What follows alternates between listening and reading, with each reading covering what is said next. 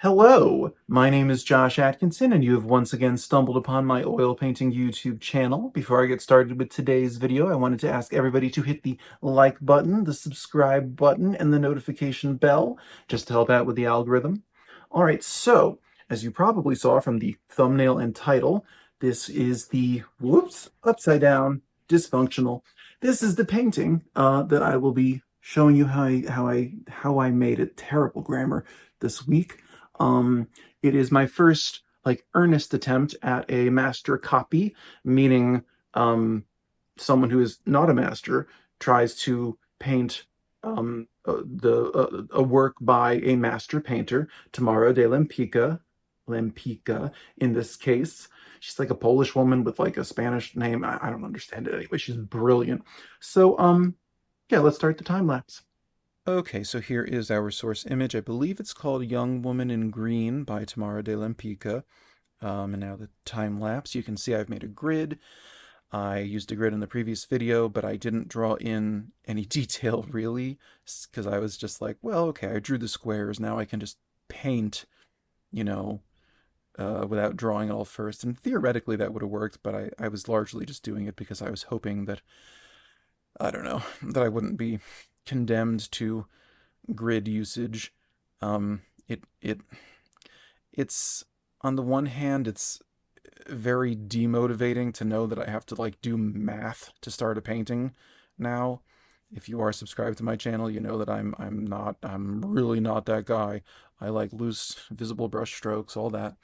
But I'm challenging myself to become truly like as capable as I can be.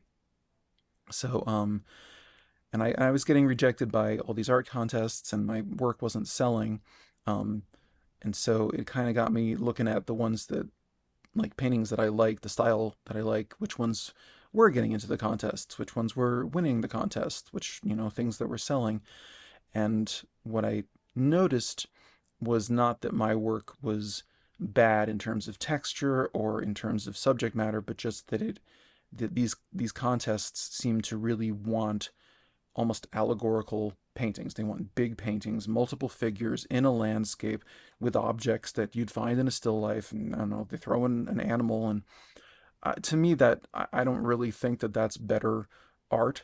I always point back to R.F. Pangborn in terms of like living artists who do like dark abstract stuff, and he does almost exclusively head and shoulders portraits.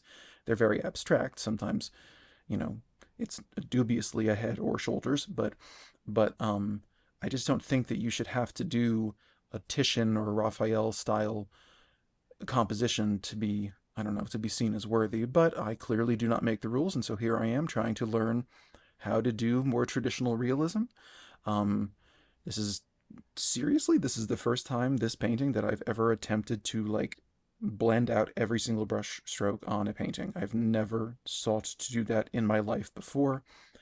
I don't typically find it to be an exciting approach to painting, but then I look at Tamara de Lempicka's work and she's just bananas. I mean, like, she did not need brushstrokes. She found this completely other way that was not in the least bit tight or stodgy or old fashioned. It was entirely modern, but everything is very smooth. It's not, you can see she's influenced by Picasso and Braque with the advent of Cubism. She brings this angularity into everything, into fabric folds, into even just like planes of the face and the body, the fingers on the gloves, like everything. Uh, and and it's just, I don't know. I'm typically drawn to Lucian Freud and Cezanne, El Greco, Velasquez. These are painters who are really into texture, like impasto and brushstrokes and all that. And I've always just kind of put Lempicka on the back burner, not in terms of not out of a lack of interest, but out of a lack of belief that I could apply what she did to my own work. It just seemed out of my reach, like dating above your grade or whatever. But I didn't mean like grade like in school. I meant like pay grade, but that makes it sound like sex word. Anyway, blah blah blah. Painting. Um Tamara de Lempicka was apparently bisexual. So she had an interesting life, and I think in general, women in history are, I don't know, we become much more interested in their sex lives than we necessarily do with men. But she was thoroughly modern, very liberated, very anyway, queer and cool, and I don't know. You can learn more about her than I'm gonna tell you in this video. But I am also more than halfway through the time lapse, so I'm going to ask everybody to hit that subscribe button. Tell your friends and grandmas and I don't know, pet spiders and whatever to subscribe to the channel. Trying to hit monetization, which requires 4,000 hours watched, which is a feat that I can't even wrap my head around. But I'm trying for it. So anyway, yeah, I mean, I don't know what exactly to say to better illustrate how a grid functions, you know, like better than what you're seeing. Um, I'm not aiming for every single detail. I can see that I've made her skin tone darker than it is in the source image, and I'm not like gonna have a panic attack about it because I'm not trying to become like a professional, like art forger or something. It's very lucrative if you get away with it, I guess. But I'm just trying to learn, like, you can look at a painting all you want, um, but like getting it in your muscle memory, like to like be like, what exactly is she doing to create this angularity in the fabric folds? How much is she um not blending? How much is she forcing a sharpness to something that would be smooth? Um, you can't really see it here, but her hair, all of the hair, curly hair in her paintings, not straight hair, I guess, but curly hair. She always does it in these.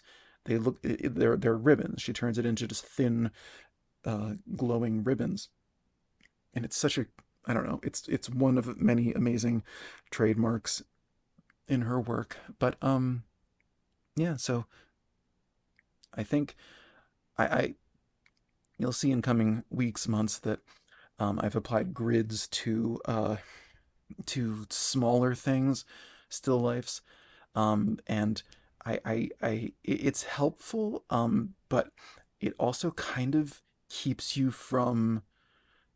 It almost does you a disservice because you don't know how to just like draw it without the grid. You become dependent on the grid. And I'm not loving that. I'm noticing it in my own work and I'm not thrilled about it. So I probably won't stick to it for too much longer. But it is a really useful tool to have in your tool belt.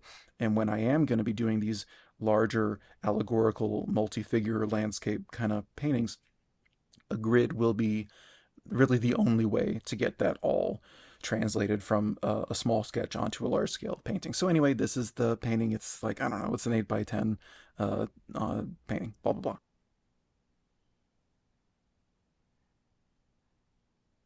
So then, yes, that is how I arrived at this master copy of a Tamara de Lempicka painting. I always thought it was Tamara de Lempicka because she's Polish, but she has the Spanish last name.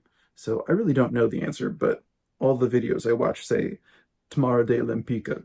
Anyway, this is the print that I printed out the original painting, so you can see far from a carbon copy. The green's not exactly right. Some highlights could be boosted. The resemblance is not anywhere near as resolved as hers was. But this, the original is like probably like a 3 foot canvas, and this is obviously, like an 8 by 10 oil paper pad. So trying to get the detail that you can get in a full-size painting with itty bitty brushes is kind of hard. That's my story, and I'm sticking to it. But also, like, at a certain point, you get what you need to get. Like, I didn't need to make it any more precise than it ultimately is. But I'm happy with how it turned out. I do just think she's like really one of the most interesting painters ever. Back in college, I had at least one poster of hers, and that was a minute ago. But she's just one of those artists that I kind of like. I've never really considered that I could accomplish something akin to her style. It just seemed too um, good. It just seemed like something I wouldn't be able to learn. If you're familiar with if you're subscribed to my channel, then I like loose brush strokes, but This is an artist who manages to be extremely creative without any texture whatsoever. So yeah, she's really just a boss. Anyway, that's the video. I hit my stretch goal of 1,200 subscribers before the year ended, but I'd certainly love if you would consider subscribing. I'm trying to hit monetization. That's the big goal, which requires 4,000 hours watched. So if you could watch a long form video, that'd be great.